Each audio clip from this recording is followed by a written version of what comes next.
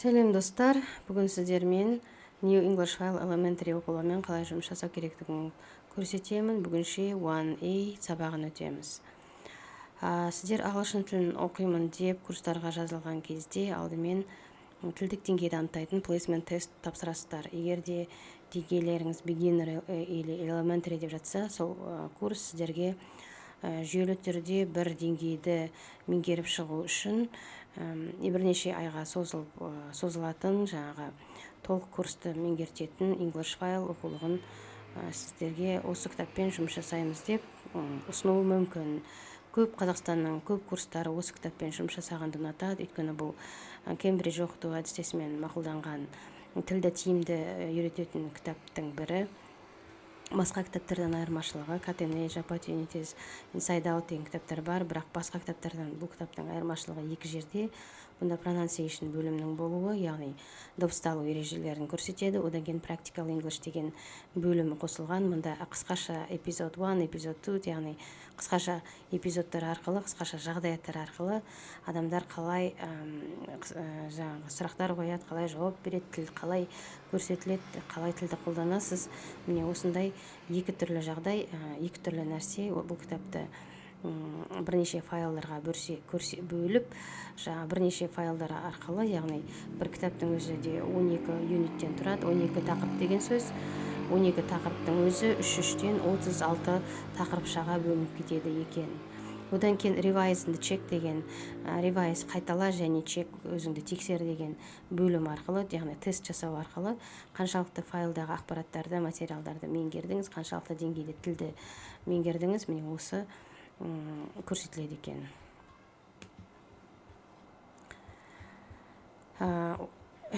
Енді алдымен файлмен бірден файлге кітаптың мазмұнын ашатын болсақ, міне кітаптың түрі бұландай. Бұл 4-ші Fourth Edition 2019 жылы шыққан, жаңартылған, міне e-book деп аталады, электронный деген сөзі.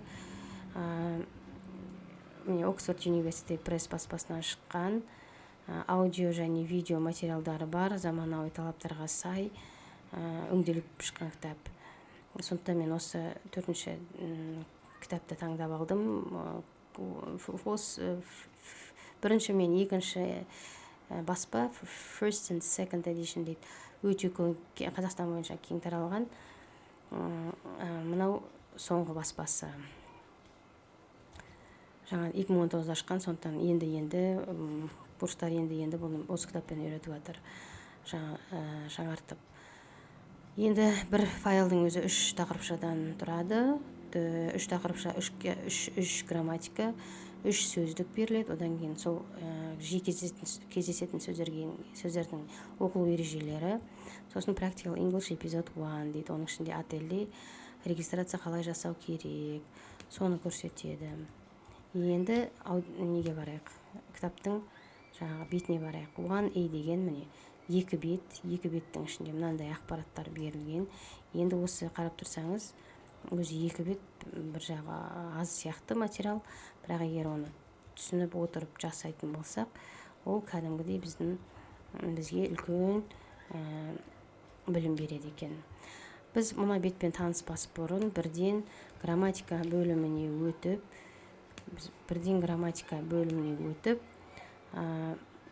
немен танысамыз?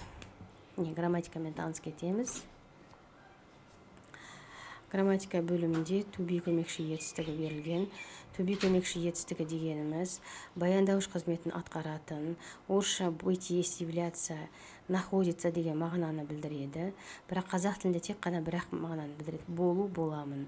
Сипаттау мақсатында қолданылады.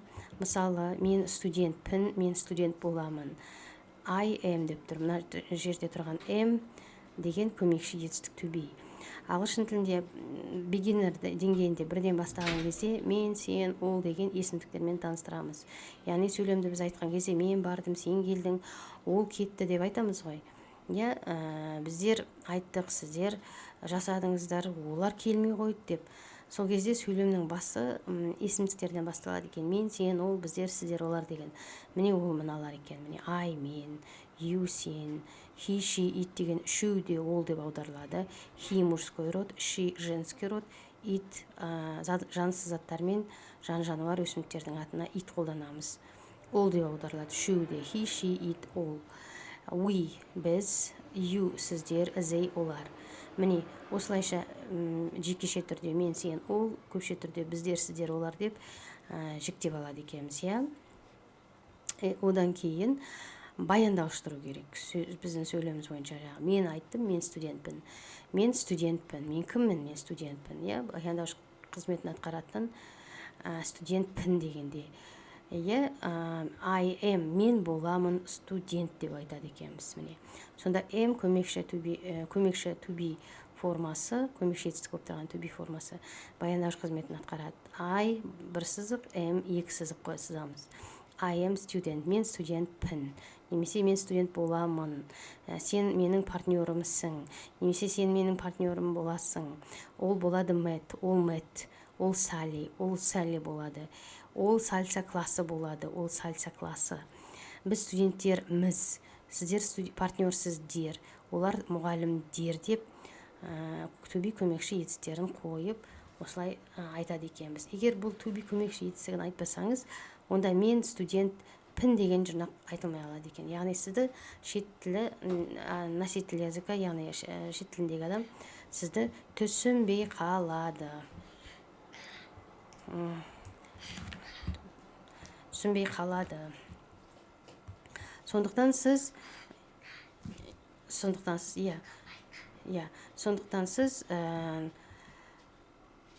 to be көмекші етістігін міндетті түрде қосып айтуыңыз қажет.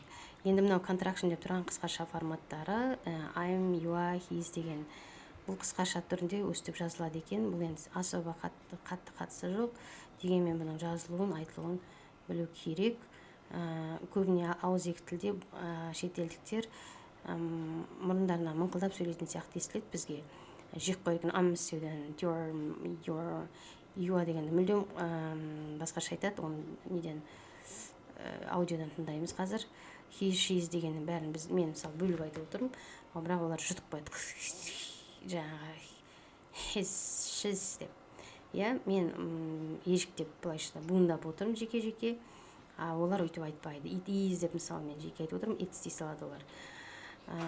Сол кезде сіз түсінбей қалмай оның не айтып тұрғанын, яғни to be-ді қосып айтты ма, значит ол ақпаратты сипаттап тұр деп түсінуіңіз керек. Бір нәрсені сипаттап, оның бір заттың бір нәрсе екендігін білдіртіп айтып жатқанын ұғасыз. Жақсы. Енді бұл плюс дұрыс сөйлем жасау. Ары қарай минус тұр, бұрыс сөйлем жасау.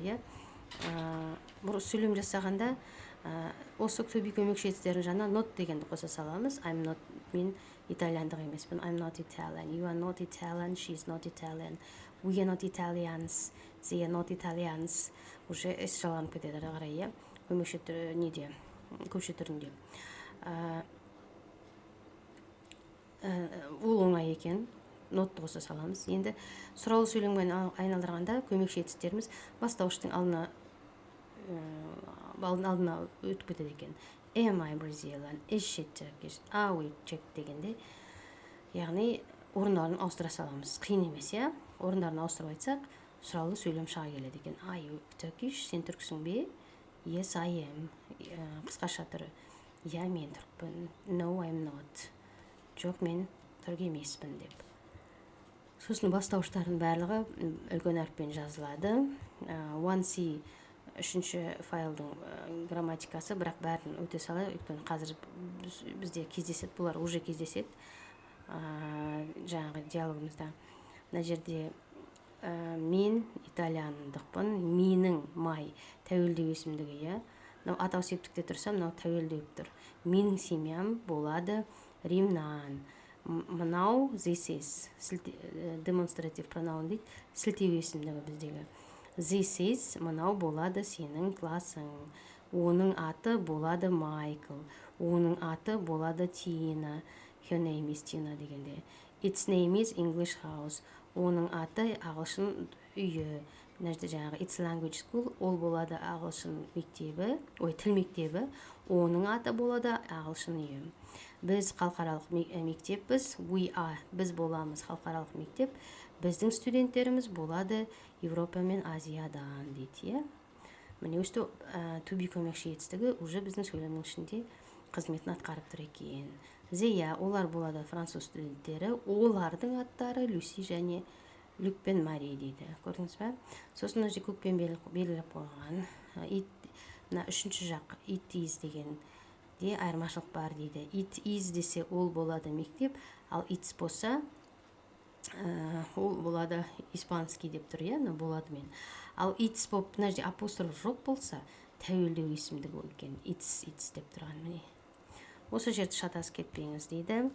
Бұдан кейін мына жақта грамматика берілген, бұны өзіңіз жасап көресіз. Осы түсінген бойынша. Сосын комментарияға жазасыз, түсінбей жатсаңыз. Жаңағы ережені түсінсеңіз, оңай жасай аласыз. Енді біз бірінші файлға қайтып барамыз. Енді файлмен жұмыс істеу бізге оңай болады. Міне 1-2 дейді. Енді қарасақ файлда қызылмен берілген 1 деген тұр сан. Ары қарай 2 деген сан тұр. 3 деген сан тұр. 4 және 5 тұр. 5 түрлі жаттығу берген. Бірінші жаттығу listening, тыңда және сөйле дейді. Екінші жаттығу грамматика дейді. Үшінші жаттығу произношение дейді. Төртінші жаттығу сөздіктер. Бесінші жаттығу тыңда және сөйле дейді. Сонда қарап тұрсақ, қызылмен белгіленіп тұрған көп мынандай микрофонның жаңағы дауыс несі сурет сияқты тыңдауға көп беріледі екен. Яғни алдымен құлағымызды шет тілін тыңдап үйретуіміз керек екен. Сосын оны қайталауымыз керек екен. Қазір біз диалогты тыңдап айтып көрейік.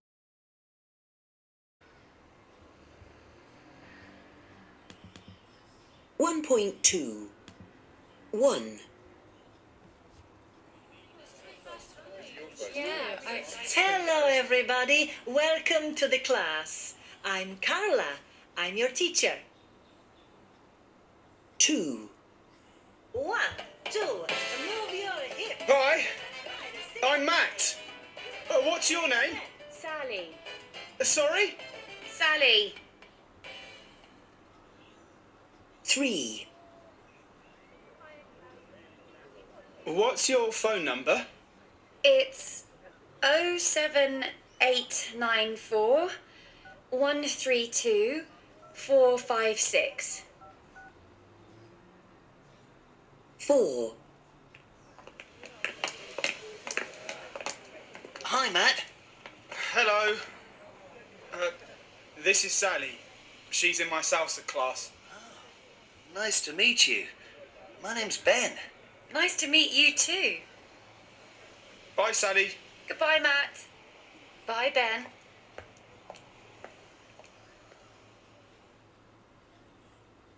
Five.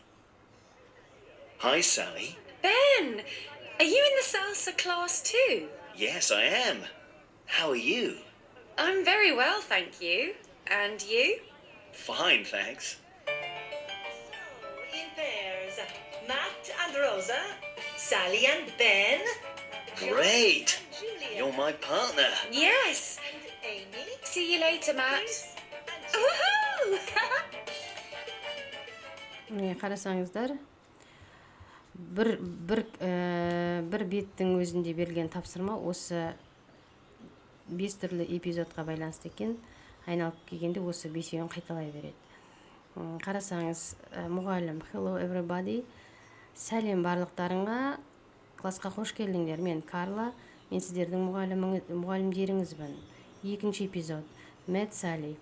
Hi, сәлем, мен Matt боламын. What is your name? Атың кім? Sally. Sorry, кешіріңіз, естімей қалады, иә? Sally, қайталайды. Үшінші эпизод, what's your phone number? Телефоның қандай? It is, ол болады, жаңағы сандарды айтады. Шетелде біздегіде 8, 747, или 702, 705 деген сандарды айтпайды екен.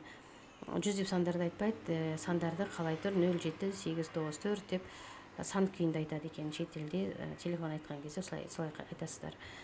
Төртінші эпизод, Ben мен Matt Sally. үшеуінің арасындағы диалог. Hello, hi Matt дейді, hello дейді, this is Sally, сәлем Matt, сәлем, this is Sally, мынау болады Sally, бағана айтып кеттім. Үшінші 1C бөлімде грамматикада берілген жаңағы тәуелді есімдігі деп айтып кеттім, мынау болады Sally, оның аты she is in my class. Ол сальса классында менімен бірге дейді, she is, ана находится деген мағынада тұр мына жерде, орысша. Сальса классында менімен бірге. Nice to meet you, танысқаныма қуаныштымын, менің атым болады Ben, my name is Ben. Nice to meet you too, мен де танысқаныма қуаныштымын. Bye Sally, bye, goodbye Matt, bye Ben. Сау бол Matt, пока, жаңағы сау бол Ben. Hi Sally, 5-ші эпизод. Ben, are you in salsa class too? Сенде сальса классындасың ба? To be мен басталып тұр, жалпы сұрақ қойып тұр. Сенде сол кластасың ба? Yes, I am. Қысқаша жауап. Мен де сол кластамын. How are you? Қалың қалай? I am very well, fine.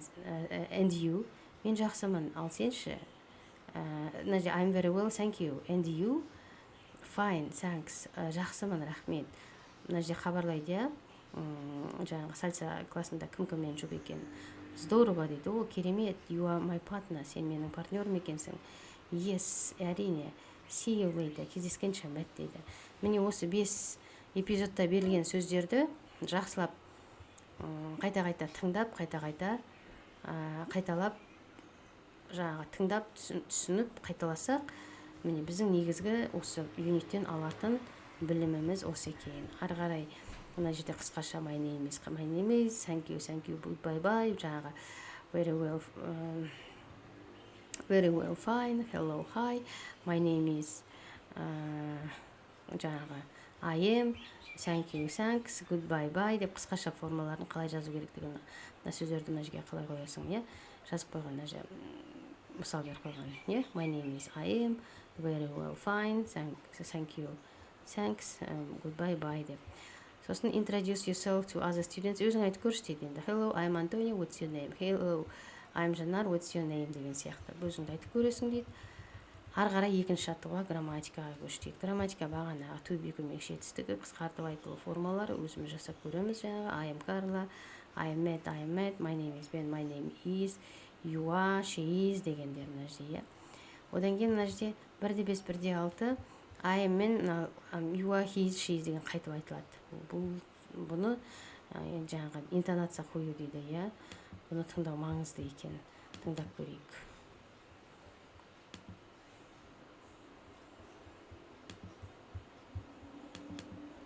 One point five. 1. I'm.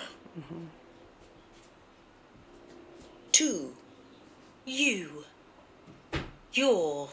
дейді екен. 3. He. He's. 4. She. She's. 5. It. It's. 6. We. We're. Біздер. 7. They. They're. Олар Жақсы. Енді келесі жаттығу произношениеге берілген. Мына сөздер қалай оқылады? Қысқаша fish, рыба, балық, қысқаша и болып оқылуы. Мынау 2 нүкте тұрған ұзақтықты білдіреді. 3, и болып оқылуы. Мынау деген әріп, мысықтың тұрған. Мынау қысқаша е болып оқылады. Мынау пойыз тұрған ей болып оқылады екен. Мынау ай болып оқылады екен. Енді тыңдап көрейік. Мына 1-7-ні тыңда дейді, қайталап. 1-8-ді тыңда және жазып көр дейді. Сосын 1-9 мына тұрған сөздер. Бұларды қайтып оқылатындығын тыңдап көр дейді. 1-7. 1.7. Fish. It. This. In. Tree. He. We. Meet. Cat. A. Am. Thanks. Sally. Egg. Very. Well. Welcome. Train. A. They. Name. Later. Bike. I. High. I. Buy.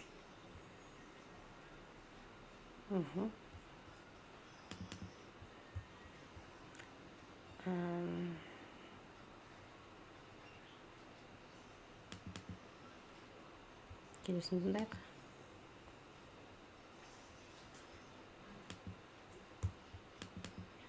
$1.8. High. Buy. Meet. They. He. Thanks. We. Very.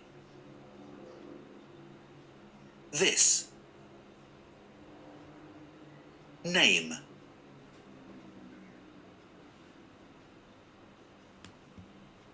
Бұл сөздерді жаз дейді. 1.9. Airport. Computer. Computer, қайталаймыз. Email. Email, Hotel. hotel, Internet. internet, Museum. museum, Pasta. pasta, Pizza. pizza, Salad. salad, Sandwich. sandwich, University. university, Website. website. Міне өстіп қайталайды екенбіз. Одан кейін мына жерде тұрған д жаттығуында жаңағы food, technology, places дейді ғой. Тамақ, технология, орындар дейді. Иә, airport, places, computer, technology, email, technology, hotel, places, internet, technology, museum, places, pasta, food, pizza, food, salad, food, sandwich, food, university, places, website, technology. Үш столбикке жазып тастайды екенбіз. Жалпы дәптерге жазып жұмыс жасаңыздар, өйткені жазу арқылы қолданыңыз, үйреніп, жалпы сөздерге машықтанасыздар. Енді төртінші жаттығу vocabulary bank days and numbers дейді. Бірде мынау 4 Monday, Tuesday, Wednesday дегенді тыңдайды екенбіз. Қазір аптаның дүйсенбі, сейсенбі, сәрсенбі деген. Одан кейін мынау бірде 15-ті тыңдаймыз. Бірде 14-ті тыңдап көрейік. Бірде 14. 1.14. Monday. Tuesday. Wednesday. Wednesday. Thursday. 18. 19. Санға шығып кеттік. 20. 18, 19, 20 дейді. Tuesday. Wednesday. Қайталап тұр. Tuesday, Wednesday дейді. Thursday. Thursday. 8. 8, 6, 9. 9, 9, 10. 10, 10. 13. 14. Бұл мына кітаптың соңында 15. берілген. Соны айтып жатыр. Friday. Saturday.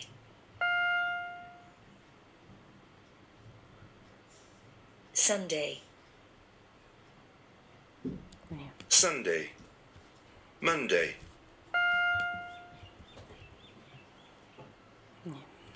Tuesday. Міне. Sunday, Monday, дүйсенбі, сейсенбі, 10. сәрсенбі.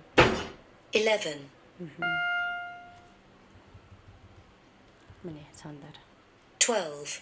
12, 12, 16. 16 айт. 17. 17 айт. 18. 18 айтты.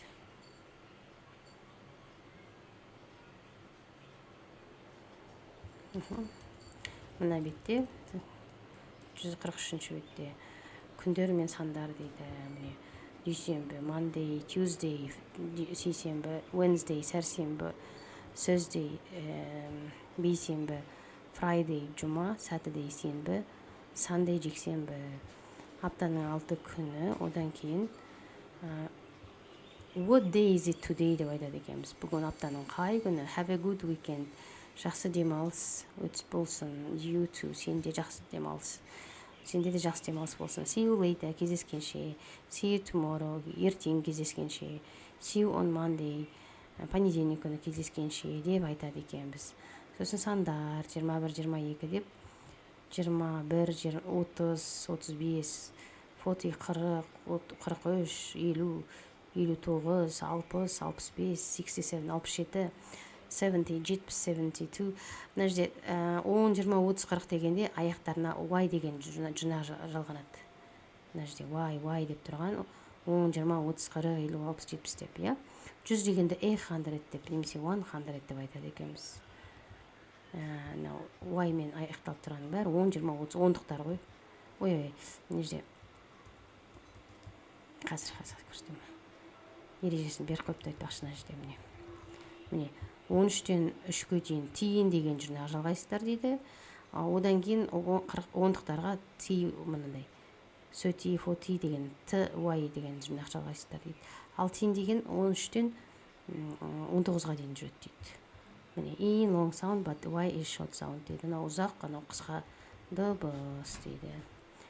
Сосын телефон номерлерін 794 деп айтамыз. 44 дегенде double 4 деп айтады екенбіз дейді. 4, 2 рет айтамыз, 4 немесе double деген 2 деген сөз. Double 4 деп айтамыз дейді. 0 немесе O деп айтамыз дейді. Нөлдің 2 түрі бар екен. Иә? Міне өстіп сандармен таныстырып қояды. Қайтадан жаңағы не бөлімімізге барамыз. Яғни үнемі кітаптың артында қосымша осы материалдарды түсіндіретін қосымша жаңағы көрнекілік құрал беті бар. Өте әдемі. Соның өзін талдап отырып жұмыс істегеннің өзіне уақыт керек, шыны керек. Енді міне мына бетпен танысып алдық. Енді 1-15 тыңдайық. Аэропортта сэндвич барға барама, отельге барама, музейге барама, такси дейді, езік дейді, мектеп дейді. Қалай шыққан екен көрейік. 1.15 1. A cheese and tomato sandwich, please. That's £5.20. 5 pounds 20. 5 pound 20 деп жазамыз. 2. So, Anna, your classes are on Tuesday and Thursday mornings. ¿Qué? Sorry? 3. Tuesday dedi ya. Morning. Morning, Tuesday. The British Airways flight to Rome is now boarding at gate number 9. Аэропортта гейт, самолетке тұратын қақпа дейді, гейт деген. Гейт Four. number 9 дейді. 9 деп жазамыз. Where to, madam? Manchester Road, please. Number 16. 16 ya, 16 Manchester Road деп жазады. 5. Here's your key, sir. Room 12. Thank you. 6. Here we are. Oh, no, it's closed. Look, it says closed on Monday. Closed on Monday. Понедельник күні музей жұмыс жасамайды екен. Өстіп, тыңдап бәрін болдық. Яғни бүкіл 2 бетте берілген материалдармен танысып шықтық. Енді қарап тұрсаңыз, мына жақта 5 диалог, 5 диалогтың содержаниясы дейді, мазмұнын жақсы білу. Мына жақта сол диалогта кездескен грамматика, сол сөздер, одан басқа произношенияға қосымша сөздер берген, сосын vocabulary bankке кішкене қосымша сөздер берген, и listeningге сол сөздерді бекіткен, қайталап. қарап тұрсаңыздар, міне осындай материалдар берілген. Енді осыны білмейтін сөздеріңізді дәптерге жазып, чек-лист жасап, өздеріңізді қаншалықты үйренгендіктеріңізді тексеруге болады. Ол жайлы келесі сабақта айтып көрсетемін. Егер видеом ұнаса, лайк басып, тіркеліп, комментарияға сұрақтарыңыз болса жазуға болады. Мен жауап